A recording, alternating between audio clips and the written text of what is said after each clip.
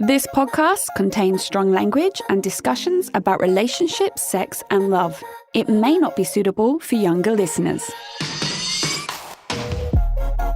This is the Sex and Singapore City podcast, and I am Nick Selena. Hi, it's Nick Selena, back with another episode of my podcast. Thanks for tuning in on this Monday evening, or if you're tuning in not on a Monday, you rebel, you. You rebel without a cause. Today, I'm bringing you another story time. You know, we all love my story times, don't we? Because we all listen to them and like, how the fuck did that happen to you? I'm trying to bring less drama into the story time so it doesn't seem like I just attract hell wherever I go. But this one I also want to detail because I think it's quite useful at the same time. I completely understand being tear-gassed by the police in Paris isn't a useful story time. It's just a lull. But this one, I think we're going to help people. So here's what went down, pun intended, when I had an IUD copper coil fitted.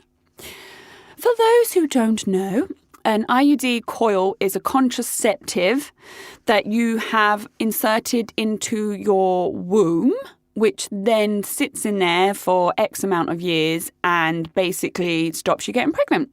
The reason I decided to go on a coil was I'd been with my partner for, I don't know, a year, maybe less than. And previously the pill had kind of fucked me up a bit mentally. A lot of the pills that I was trying weren't working, weren't doing me any good, you know, like the hormones were fucking me up. And obviously we didn't want to get pregnant and didn't want to use condoms. So I found out about the copper coil, which is hormone free. So I was like, fucking great. So it goes inside your womb. You don't even know it's in there. When you have sex, you can't feel the little thread that hangs out, which has to stay there for them to eventually pull it out. Hormone free, so you don't get affected, but you don't get pregnant. As and when you do want to have babies, they just whip it out and you can return to normal straight away and start trying for a kid. Great. Awesome. Can stay in there for years. Here for it. No one fucking told me the pain of what it would feel like when they put it in.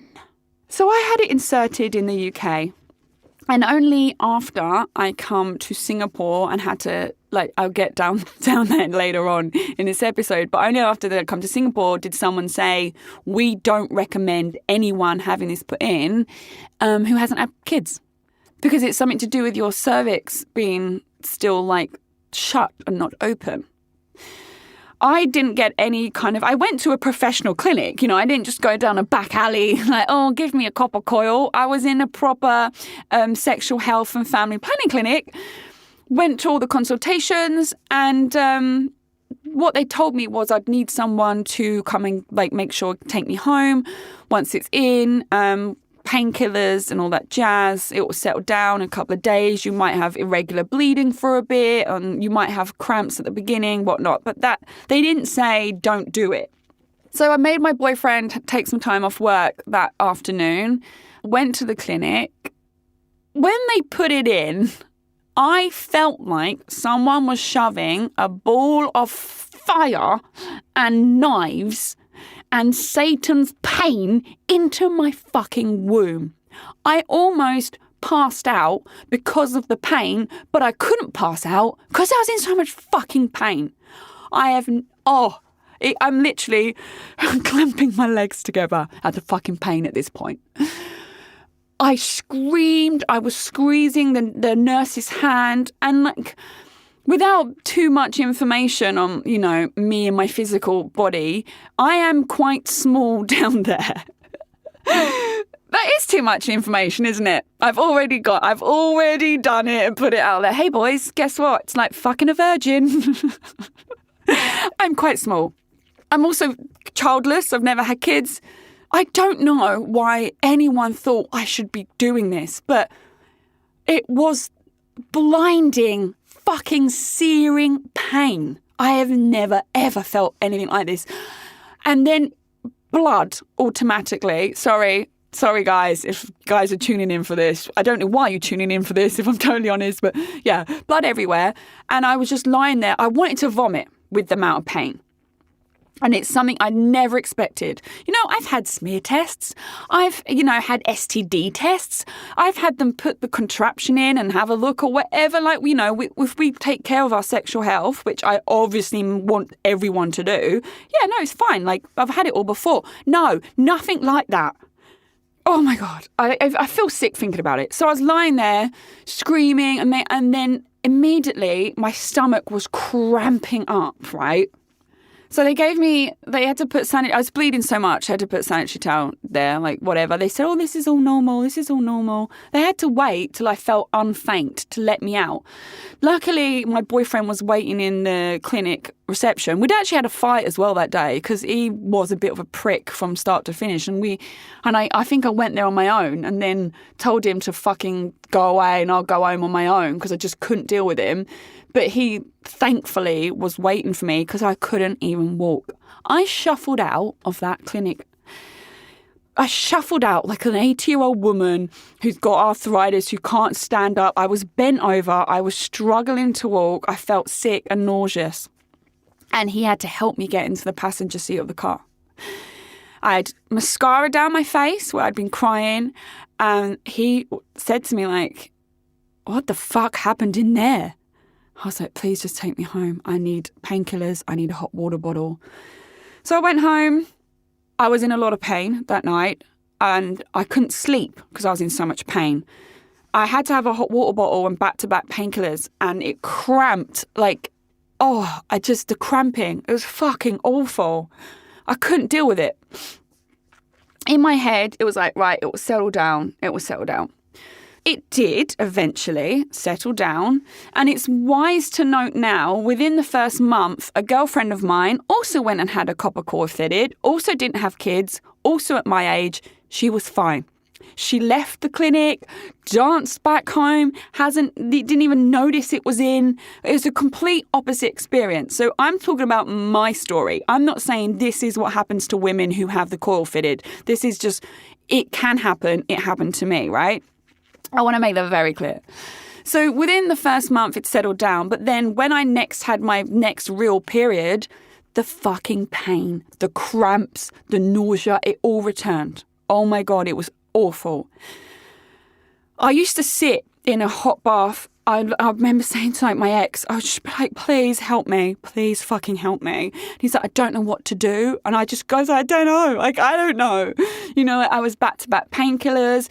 I'd have to sleep the hot water bottle. I couldn't sleep. Every period after it was fitted was that much pain. And I kept going back. In fact, I was in so much pain, I went back to him. I was like, you've got to remove it. You've got to fucking remove it. And they were like, well, have you had sex? I said, yes. Have you had sex in the last 7 days? Yes. We can't remove it because sperm lives for up to 7 days inside. So you're going to have to wait another week before we can then discuss removing it. And I was like, for fuck's sake, I just want it out. This was, within the first month. Then I was convinced, right, I've gone through the pain, the dark, dark day of having this. I used to call it Satan's child put into my body. So I'm like, right, I can do this, right. It will settle down. That's what everyone says. The first couple of months, it's going to be painful. It'll settle down. It'll settle down. Did it fucking settle down? Did it fuck? It got worse. The way it was 7 months, I endured the worst periods of my life. They were heavy. They were painful. They crushed me. Couldn't sleep. Couldn't take enough painkillers. I couldn't stand up. All because I had fucking coil put in. And I used to get so pissed off with my partner. And I'm like, you don't even know what I've gone through just so you don't have to put fucking condom on. How is this fair or just? Because he doesn't want to put a condom on, doesn't like the feeling of it. Okay, great, but I'm dying inside once a month, every fucking month because of this. So anyway, it comes to a climax, pun intended. About 7 months in, I had the worst period pain of my life, combined, I've got to admit, with a hangover, to the point I was screaming and writhing. Like, he found me on the floor in the bathroom and I was just sitting there in towels after a hot bath trying to, like, soothe the muscles to stop the pain and cramping. And I was just crying my eyes out, like, please, please help me. It got so bad. I was then like, I felt sick. I was like, just got to get it out. There's something wrong. I was like, it must be embedded into my womb or something. It must have moved somewhere and it's stabbing into me. What happened was the ambulance ended up getting called because I was in so much pain and such a state that they then decided to take me to a hospital. In the ambulance on the way there, they put me on morphine because it was the only thing that would stop the pain. I was just begging them, get it out, get this thing out of me, get it out. And morphine obviously helped, Wow, that was a trip. By the time I got to the hospital, I was like, what pain? I'm cool. No, it wasn't. I was actually put on a drip as well.